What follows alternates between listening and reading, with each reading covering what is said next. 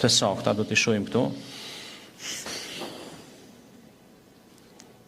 Kryetarët e bashkive të Tiranës, Zyber Hallulli, viti 1913-1914.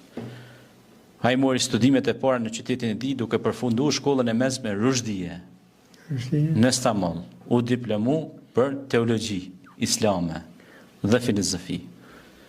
Mbështeti deklaratën e pavarësisë shqiptare. Po. Pastaj vjen Servet Libohova, i cili ishte kryetari i Bashkisë së Tiranës 1915, kohën e vidit. Ismail Ndroqi u diplomua në medresen teologjike të Stambollit, pra ishte hoxh, kryetari i Bashkisë të Tiranës. Udhëheqës administrativ në vitet pra 1917-1922. Pra, si ka mundësi që të mohohen këto fakte historike, profesori nderuar?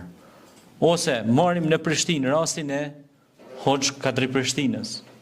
Sigurisht. Një jurist i diplomuar, por ishte edhe një hoxh i diplomuar, ku shumë studiues kanë shkruar edhe për biografinë e Hoxh Kadri Prishtinës. Si të mohohet fakti që e përmendëm më herët, që kryetari një kuvendit të madh nacional shqiptar ka qenë Ymer Prizreni. Ymer Prizreni ka qenë mëdërris, ka qenë hoxh. E këta tash lëvizja për